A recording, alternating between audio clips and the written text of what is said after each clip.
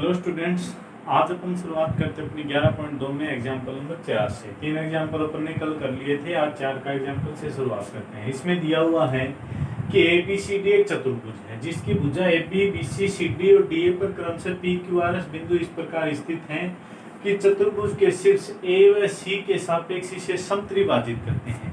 यानी एक ABCD एक चतुर्भुज बनाना है, उसकी प्रत्येक भुजा पे बिंदु PQRS देना है और ये PQRS इस प्रकार है कि ये उस चतुर्भुज को जो विकीर्ण आपका कौन सा है A और C उसके सापेक्ष इसे क्या करते हैं, समत्रिभाजित करते हैं। तो सिद्ध करो PQRS जो आपने बिंदु दिया था उनसे एक चतुर्भुज बनता है वह समांतर चतुर्भुज है।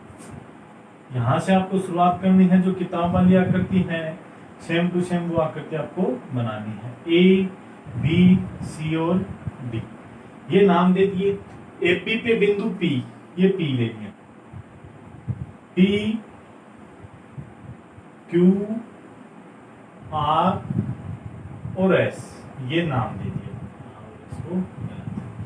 अब जो आपका विकीर्ण है A और C इसके सापेक्ष क्या हो रहा है कि समत्रिभाजित करते हैं। सिद्ध कीजिए PQRS एक समांतर चतुर्भुज है। कौन सा सिद्ध करना है? PQRS के अपन को एक समांतर चतुर्भुज। तो PQRS एक समांतर चतुर्भुज कब होगा?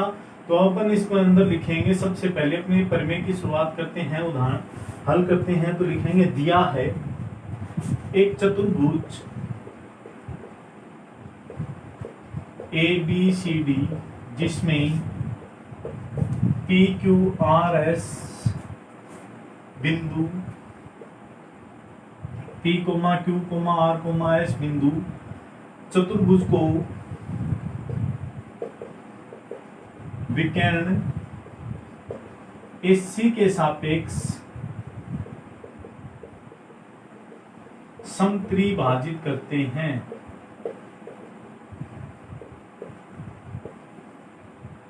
ये बात तो अपन को दी हुई थी, सिद्ध करना है।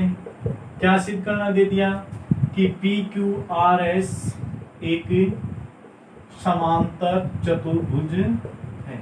तो समांतर चतुर्भुज के लिए अपन क्या सिद्ध कर देंगे कि PQ भुजा है वो समांतर है RS के और PS भुजा है वो समांतर है किसके? रचना अपन इसमें कर नहीं सकते, करें तो अपन लिख सकते हैं कि रचना में क्या लिखेंगे? रचना लिखेंगे कि A व C को मिलाया है। ये अपन इसके अंदर क्या लिख सकते हैं? रचना लिख सकते हैं। बात आती है इसकी उपपत्ति की, जो हर प्रमेय की मेन चीज होती है, जिसके आधार पे अपन को इसको हल करना होगा। अब देखिए कि जैसे ये मैं लेके चलता हूं, उपपत्ति में मैंने लिया त्रिभुज DAC। कौन सा? DAC, ठीक है भाई। DAC लिया तो इसमें अपन लिख सकते हैं कि DS बटा ऐसे है वो कितना है? 2:1, क्योंकि ये क्या कर रहा था? समत्रिभाजित, समान 3 भागों में। तो यानी 2 भाग एक साइड और 1 भाग एक साइड। क्या था? इस रेखा के 2 भाग एक साइड होंगे और 1 भाग एक साइड होगा। तो DS अपन S से क्या हो गया? 2/1, समीकरण नंबर 1 लिख सकते हैं। इसी प्रकार DR अपन R से क्या हो जाएगी? ये भी क्या हो जाएगी? 2/1, समीकरण नंबर 2, क्योंकि इसको भी समत्रिभाजित कर रहा था। यानी 2 भाग इस साइड हो जाएंगे और 1 भाग इस साइड। यानी इस रेखा के अंदर इस रेखा को ये बिंदु 3 भागों में विभाजित कर रहा है, 1 भाग, 2 भाग और 3 भाग। तो DS तक कितने भाग रह गए? 2 भाग। और ऐसे तक कितना भाग रह गया? 1 भाग। इसी प्रकार ये R बिंदु इसको यहाँ पर 3 भागों में विभाजित कर दिया, समत्रिभाजित यानी समान 3 भाग। तो 2 भाग यहाँ पे हो गए, 1 भाग यहाँ पे हो गया। तो DS के कितने हो गए? 2 हो गए। ऐसे का कितना हो गया? 1 हो गया। तो ये हो गई आपकी समीकरण नंबर 1। इसी प्रकार DR के कितने हो गए? 2 और RC का कितना हो गया? 1। तो 2/1 हो गया। अब मैं मिटो रहा हूं ऊपर वाली बात। तो अपन लिख सकते हैं प्रमेय 11.2 से। प्रमेय 11.2 आपकी क्या थी कि यदि किसी त्रिभुज के अंदर एक रेखा 2 भुजाओं को समान अनुपात में विभाजित करे तो वे तीसरी रेखा की क्या होगी, समांतर होती है। तो अपन क्या लिख सकते हैं, पहले लिखेंगे समीकरण 1 व 2 से, समीकरण 1 और 2 से दोनों क्या आ सकते हैं, बराबर ds अपॉन SA बराबर dr अपॉन RC। कोई दिक्कत की वाली बात नहीं है, तो अपन लिख देंगे प्रमेय 11.2 से इसके बाद क्या लिखेंगे कि SR है वो समांतर होगी किसके, AC के होगे, और इसको नाम दे देंगे समीकरण स्मॉल a, कि ये जो रेखा है ना, ये रेखा, ये इस रेखा की क्या हो जाएगी, समांतर हो जाएगी। कोई दिक्कत वाली बात नहीं है, ठीक है भाई। अब इसके अंदर देखिए, अब अपन इसके अंदर लिखेंगे कि इसी प्रकार त्रिभुज BAC में मैं लिखूंगा BP बट्टा PA। तो BP ये 3 भागों में 1 2, तो 2 यहाँ पे और 1 यहाँ पे, समीकरण नंबर 3। और PQ बटा QC वो भी क्या आ जाएगा, 2 बटा 1, समीकरण नंबर 4। 3 व 4 से आप क्या लिख सकते हो, BP बट्टा PA बराबर PQ बट्टा QC। तो वो ही पर में 11.2 से पर में आपको याद होनी चाहिए। यहाँ पे पूरा कथन नहीं लिखना है, केवल पर में 11.2 लिखनी है, जिससे एग्जामिनर आपकी कॉपी में समझ जाएगा कि ये वो ही पर में है। तो इसमें क्या लिख देंगे कि PQ समांतर होगी किसके, AC के, यानी अब ये रेखा इस रेखा की क्या आ जाएगी, समांतर। इसको दे देंगे स्मॉल b। तो अब अपन लिख सकते हैं समीकरण स्मॉल a व स्मॉल b से क्या, कि SR है वो AC के समांतर थी, और PQ है वो भी किसके समांतर आ गई, AC के। तो SR समांतर होगी किसके, PQ, यानी ये वाली रेखा इस रेखा की क्या आ गई, समांतर। एक बात अपन ने ये सिद्ध कर दी, ठीक है भी, बिल्कुल कर दी ना, ये रेखा अपन ने इसके क्या कर दी, सिद्ध कर दी। फिर आगे अपन लिखेंगे, हल करके नहीं दिखाएंगे, केवल इतना ही लिखेंगे, इसी प्रकार हल करने पर हमें RQ समांतर मिल जाएगी किसके, SP के। यानी इसी प्रकार आप हल करोगे ना, कि ये एक रेखा ये ले लोगे, ये विकीर्ण देके, कौन सा, BP, तो ये PQ इसके समांतर होगी, SP इसके समांतर होगी, फिर ये दोनों आपस में क्या हो जाएंगी, समांतर। लेकिन क्वेश्चन में अपन को A और C दिया था, तो अपन A और C लेके करेंगे, तो इसलिए 2 भुजाएं अपन ने कर दी। इसी प्रकार RQ समांतर SP, अतः है चतुर्भुज PQRS ए क्या हो गया, समांतर चतुर्भुज होगा।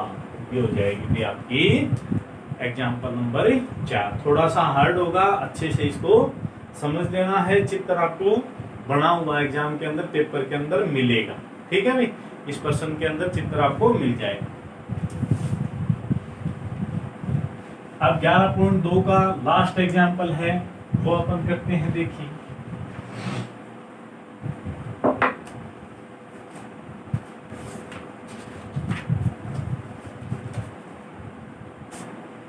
एग्जाम्पल नंबर 5 दे दिया, एक चतुर्भुज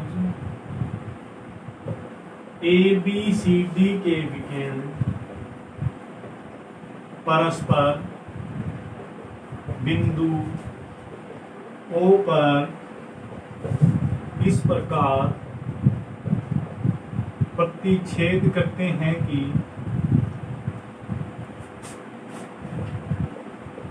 AO बट्टा BO बराबर CO बट्टा DO। तो सिद्ध करो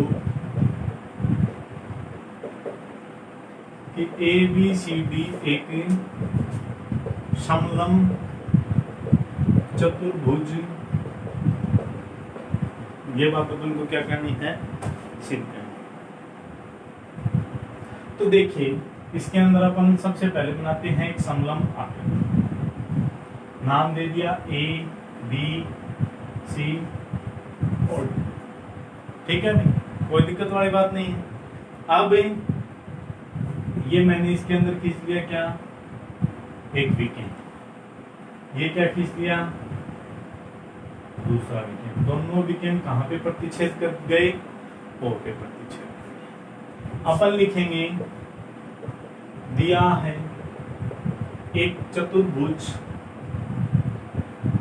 ABCD जिसके विकेंड AC, BD बिंदु O पर प्रतिच्छेद करते हैं तथा AO बट्टा BO बराबर CO बट्टा BO। ठीक है, AO बट्टा BO बराबर CO बट्टा BO। सिद्ध क्या करना है? सिद्ध करना है चतुर्भुज ABCD एक समलंब चतुर्भुज है। तो ये समलंब चतुर्भुज कब होगा? समलंब चतुर्भुज क्या होता है कि वह चतुर्भुज जिसकी दो भुजाएं समांतर हों तथा शेष दो भुजाओं को आगे बढ़ाने पर प्रतिच्छेद कर जाए। तो इसके अंदर अपन दो भुजाएं समांतर सिद्ध कर सकते हैं। कौन सी? AB समांतर सिद्ध कर देंगे अपन CD के। रचना में आप क्या करोगे कि एक रेखा EF खींची जो CD के समांतर है। ये मैंने क्या खींच ली? रेखा खींच ली EF और जो इसके क्या मान ली मैंने? समांतर मान। ठीक है भाई, अब इसके अंदर करेंगे अपनी उपपत्ति, जो अपनी मेन बात होती है वो। तो उपपत्ति के अंदर देखिए, सबसे पहले मैं लेके चलता हूं त्रिभुज AD और C। त्रिभुज ADC में ये पूरी रेखा इसके समांतर थी, तो ये इतनी रेखा भी इसके क्या होगी? समांतर। अपन लिख सकते हैं कि EO समांतर होगी किसके? DC के। तो पर में 11.1 से या फिर 11.1 कौन सी थी? थेल्स। तो थेल्स से भी लिख सकते हैं A बट्टा D बराबर AO बट्टा OC। समीकरण नंबर 1।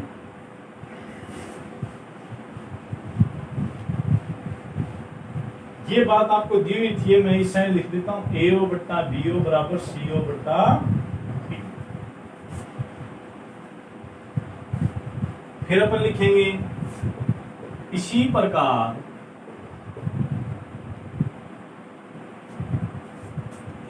अपन क्या लिखेंगे कि त्रिभुज BDC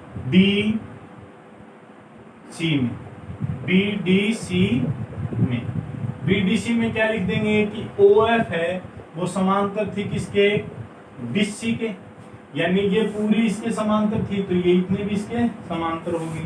तो ये क्या आ जाएगा? BO बट्टा और D बराबर BF बट्टा FC। समीकरण नंबर। ठीक है। अच्छा, अब देखिए आप इसके अंदर एक बात है क्या कि आपको मिल रहा है कि AO बट्टा BO बराबर CO बट्टा DO है। तो मैं इन दोनों का स्थान क्या कर दूं? चेंज, यानी वज्र गुणा। तो वज्र गुणा इन दोनों की नहीं करनी है अपन को, इन दोनों की ही करनी है। तो इन दोनों का स्थान चेंज होगा, क्या होगा? AO बट्टा CO बराबर BO बट्टा DO आ जाएगा। ये D, ये समीकरण दे दी मैंने स्मॉल। आगे भी AO बट्टा CO बराबर क्या आ जाएगा? BO बट्टा DO। ठीक है। अब देखिए, चाहे तो आप ये ले लीजिए, चाहे आप ये ले लीजिए, मैंने दोनों समीकरण आपको बताई, कौन सी भी ले लीजिए। मैं लेके चलता हूं समीकरण 1 व स्मॉल a से। कौन सी? समीकरण 1 ये वाली और स्मॉल a ये वाली। क्या इसमें AO बट्टा CO का मान था BO बट्टा DO, और इसमें AO बट्टा OC का मान था AE बट्टा D। पढ़ के देखिएगा क्या कि BO बट्टा OD बराबर AE बट्टा 80, यही तो है। ठीक है अभी, अब मैं इसका कर दूं क्या, व्युत्क्रम करने पर। व्युत्क्रम जैसे अंगूठा नीचे बताया, इसको ऊपर कर दिया, ये इसका क्या हो जाएगा, व्युत्क्रम, यानी नीचे वाले पार्ट को ऊपर और ऊपर वाले को नीचे। तो डीओ बट्टा बीओ बराबर 80 बट्टा ए। ठीक है, अब आपका आंसर निकल आएगा यहीं से। समीकरण 2, आप चाहे यहाँ पे समीकरण ए लेना, चाहे यहाँ पे समीकरण 2 और ए से कर लेना, चाहे समीकरण 1 और ए से। मैंने आपको दोनों ऑप्शन दिए हैं, अगर आप इसको नए भी उतारना चाहो तो आप इसको छोड़ सकते हैं। अब देखिए काम की बात। अब मैं बात करता हूं जैसे त्रिभुज डी ए बी में, देखिए कि डी ई बट्टा ई ए और डी ओ बट्टा ओ बी, यानी डी ई बट्टा ई ए बराबर डी ओ बट्टा ओ बी। तो पर में 11.2 से, यानी ये डी ई बट्टा ई ए और डी ओ बट्टा ओ बी, यहां पे आप लिख सकते हो कहां पे, त्रिभुज डी ए बी में। ये हटा दीजिए। 11.2 से आप क्या लिख सकते हो कि ईओ है वो समांतर होगी किसके, एबी के, और अगर ईओ एबी के समांतर है तो ईएफ क्या आ जाएगी, समांतर आ जाएगी एबी के।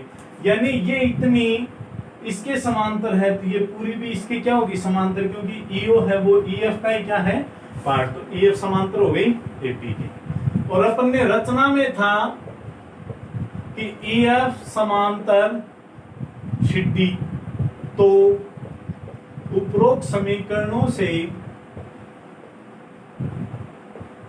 क्या लिख सकते हैं कि एबी समांतर हो जाएगी किसके, छिड्डी के। और यही बात आपको क्या करनी थी, सिद्ध करनी थी। ये आपका हो गया एग्जाम्पल नंबर 5। ठीक है भी, कर लोगे, कोई दिक्कत वाली बात नहीं होनी चाहिए, एक बार अच्छे से इसको समझ।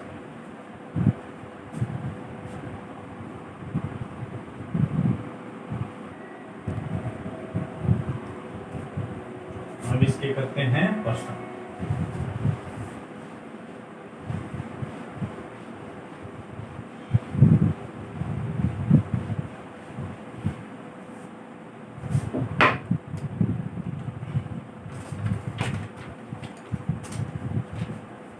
प्रश्न देखिए, एक क्वेश्चन नंबर 1 तो अपन ने कल कर लिया था, आज क्वेश्चन नंबर 2 कर। इसमें दे दिया कि त्रिभुज ए बी सी की भुजाएं ए बी व ए सी पर क्रमशः डी कोमा ई 2 बिंदु स्थित हैं। तो निम्न प्रश्नों में दिए गए मानों के माध्यम से डीई समांतर बीसी होने कोमा नहीं होने की जानकारी दो। ये आपका हो गया चित्र ए बी सी, इसमें ए बी पे डी और ए सी पे 2 बिंदु स्थित हैं। पहला इसमें दिया है कि ए बी का मान 12 सेंटीमीटर, ए डी का मान 8 सेंटीमीटर, ए ई का मान 12 सेंटीमीटर और ए सी का मान 18 सेंटीमीटर आपको दिया है। तो इसमें आपको दिया हुआ है कि एबीसी की भुजाएं एबी और एसी पर क्रमशः डी और ई 2 बिंदु स्थित हैं। तो निम्न प्रश्नों में दिए गए मानों के माध्यम से डी समांतर बीसी होने और नहीं होने की जानकारी दें। तो डीई समांतर बीसी कब होगी कि जब एडी बटा डीबी का मान ए बटा डी इसी के क्या हो गया, बराबर हो, यानी एडी बटा डीबी का मान ए बटा इसी के क्या हो, बराबर। तो अब इसमें आपको एबी कितनी दे दी, पूरी 12 दे दी, और एडी कितनी दे दी, 8। यानी ये आपको पूरी दे दी 12 और ये दे दी आपको 8, तो ये कितनी बची भी आपकी 4। तो एडी का मान 8 सेंटीमीटर और डीबी का मान 4 सेंटीमीटर, बराबर का चिन्ह रख लेते हैं। ए का मान कितना दे दिया 12 और एसी का मान कितना दे दिया 18, तो ये कितनी आ गई 6, तो 12 सेंटीमीटर बटा 6 सेंटीमीटर, ठीक है नहीं, ये कट गई, ये सेंटीमीटर हो गया। तो 4 दूनी 8, 6 दूनी 12, 2 बराबर 2, बराबर आ गए ना दोनों पक्ष, तो क्या लिख देंगे कि हाँ DE समांतर है किसके BC के। और अगर ये बराबर नहीं आते तो अपन लिख देते कि DE समांतर नहीं है BC के। ये हो गया आपका दूसरे में पहला।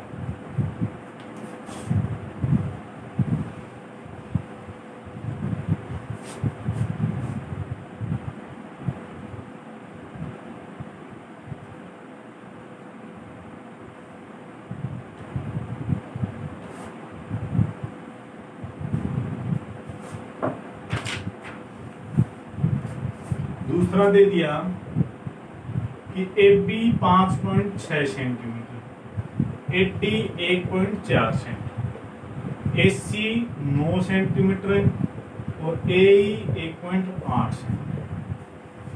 देखिए क्या दे दिया, AB पूरी दे दी आपको 5.6, AD दे दी 1.4, AC दे दी 9 और AE दे दी 1.8। तो ये कितनी होगी, 5.6 में से 1.4 जाएगा तो 1.4 तो है, डीबी कितनी आ जाएगी, 6 में से 4 गया 2.5 में से 1 गया 4, ए कितनी है 1.8, ये पूरी 9 थी तो 9.0 मान लेते हैं, 0 में से 8 गए तो 2, ये बचे 8, 8 में से 1 गया 7, तो काटेंगे तो पॉइंट से पॉइंट लिख गया, पॉइंट से पॉइंट, 14 28 14 3 42 28 38 54 18 चौके 72, यानी 1/3 बराबर 1/4 बराबर नहीं है, तो अपन लिख देंगे कि DE समांतर नहीं है BC के, ठीक है भाई। ये हो गया आपका दूसरा।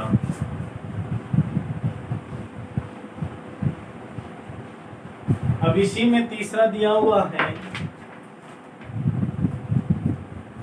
कि AD दे दी आपको 10.5 सेंटीमीटर, BD दे दी आपको 4.5 सेंटीमीटर, AC दे दी 4.8 सेंटीमीटर और AE दे दी 2.8 सेंटीमीटर।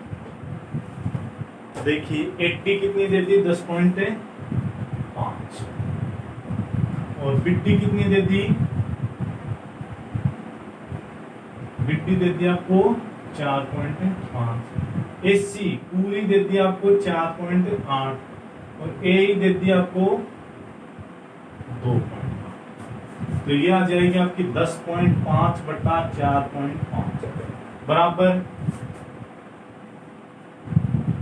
AE 2.8 और ये 8 में से 8 के 0, 4 में से, तो पॉइंट से पॉइंट काट सकते हैं, ठीक है भाई, तो ये 20 हो जाएगी, ये 28, ये पॉइंट से पॉइंट काट, तो 10 दूनी 20 और 14 दूनी 28, 5 7 दूनी 14, 5 दूनी 10, इसको काटेंगे तो 3 से काट दिया जैसे, तो 15 × 45 और ये आ जाएगा 35 × 105, फिर 5 × 15 और 7 × 5 35, 5 × 15 और 7 × 35, ठीक है। तो इस साइड आ जाएगा 7/3, ये आ जाएगा 7/5, जो कि क्या नहीं है, बराबर नहीं है, बराबर नहीं है तो DE समांतर नहीं होगी किसके, BC के। ये हो जाएगा आपका दूसरे में तीसरा।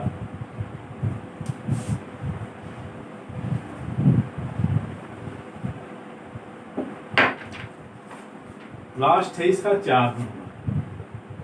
80 देती है आपको 5.7 सेंटीमीटर, BD देती है आपको 9.5 सेंटीमीटर, AE देती है आपको 3.3 सेंटीमीटर और इसी दे दी आपको 5.5।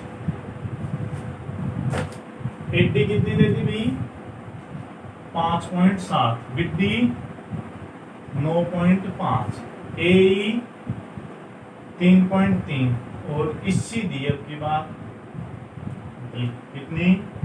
5.5।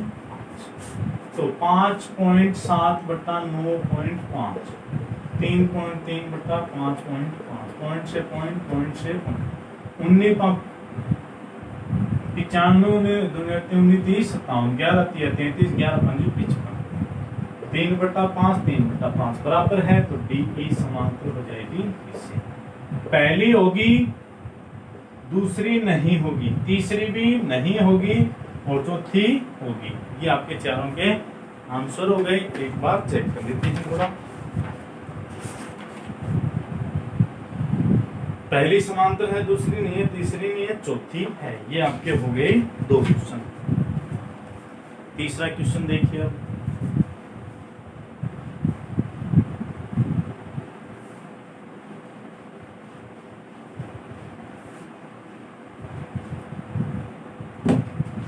तीसरा क्वेश्चन दिया हुआ है, दिए गए चित्र में एओ ओबी ओसी पर क्रमशः एल एम एन बिंदु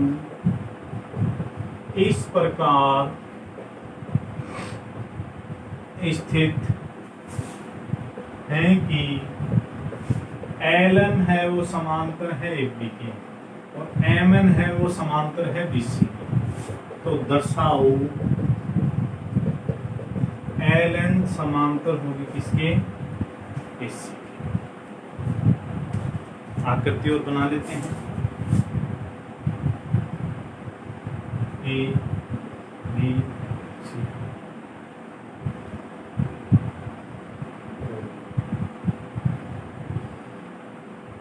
एल एन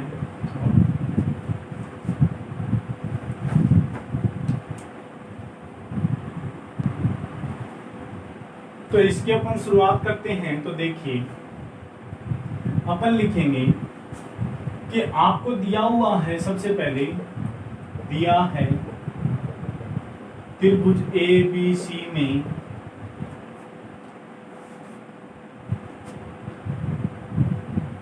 ओ ए ओ पी ओ सी पर 3 बिंदु एल एम एन स्थित है तथा एल एम समांतर है बी के और एम एन समांतर है बी सी के। सिद्ध क्या करना है? सिद्ध करना है कि एल एन है वो समांतर आएगी किसके? बी सी के। यानी एल एन समांतर किसके आएगी? बी सी की। आपको ये रेखा इसके समांतर दे दी, ये रेखा इसके समांतर दे दी, आपको ये वाली रेखा ना ये इसके क्या लेनी है? समांतर। तो ये समांतर क्या होगी, कब होगी? यानी इसका प्रतिबंध होगा। आपको सिद्ध करना है, अर्थात लिखिए कि ओ एन बट्टा एन सी, यानी ओ एन बट्टा एन सी बराबर आ जाए ओ एल बट्टा एल बी। यानी ये बात सिद्ध कर दीजिए, चाहे इसके आप पर में 11.2 लिख के ये लिख सकते हैं। ठीक है भाई। अब अपन इसकी लेके चलते हैं उपपत्ति। उपपत्ति में लेके चलेंगे कि त्रिभुज ओ बी सी में एम एन समांतर दी है बी सी की, दी हुई है। तो पर में 11.1 से ओ एम बट्टा एम बी बराबर ओ एन बट्टा एन सी, समीकरण नंबर 1। फिर इसी प्रकार त्रिभुज ओ बी ए में एल एम समांतर दी हुई है ए बी की। तो अपन लिख सकते हैं ओ एम बट्टा एम बी बराबर ओ एल बट्टा एल ए, समीकरण नंबर 2। ये बात आपको सिद्ध करनी थी, इसको एक बार मैं ब्रैकेट में कर देता हूँ ताकि आपके ध्यान में। अब अपन लिख सकते हैं समीकरण 1 व 2 से। समीकरण 1 और 2 देखिए कि OM बट्टा MB, OM बट्टा MB दोनों है, OM बट्टा MB OL बट्टा LA के और ON बट्टा NC के क्या है बराबर। तो समीकरण 1 और 2 से अपन क्या लिख सकते हैं कि ON बट्टा NC बराबर OL बट्टा LA। यही बात आपको क्या करनी थी, ये इतना लिख दिया। इतना लिखने के बाद में अपन लिख देंगे परिमेय 11.2 से कि ये समान अनुपात में विभाजित करती है, तो LN समांतर होगी किसके, AC के। तो यही बात क्या करनी थी आपको सिद्ध। तो ये भी आपके 3 तक के क्वेश्चन हो चुके हैं, बाकी के क्वेश्चन करेंगे अपन कल। तो आपको उदाहरण नंबर 4 और उदाहरण नंबर 5 और इस 3 नंबर क्वेश्चन पे पूरा ध्यान देना है, क्योंकि 2 नंबर क्वेश्चन परीक्षा में नहीं पूछा जाता है, क्योंकि 6 नंबर का क्वेश्चन आता है तो इतना छोटा शायद क्वेश्चन नहीं आएगा। इस टाइप के क्वेश्चन पूछ लिए जाते हैं, तो इन तीनों क्वेश्चनों पे आपको ध्यान देना। और रही बात परिमेय 11.1 और 11.2 दोनों का कथन आपको एकदम कंठस्थ याद होना चाहिए कि यहाँ पे अपन लिखते हैं कि 11.2 11.1, तो आपको याद आ जानी चाहिए कि 11.1 की परिमेय ये है और 11.2 की परिमेय ये है। ठीक है भाई।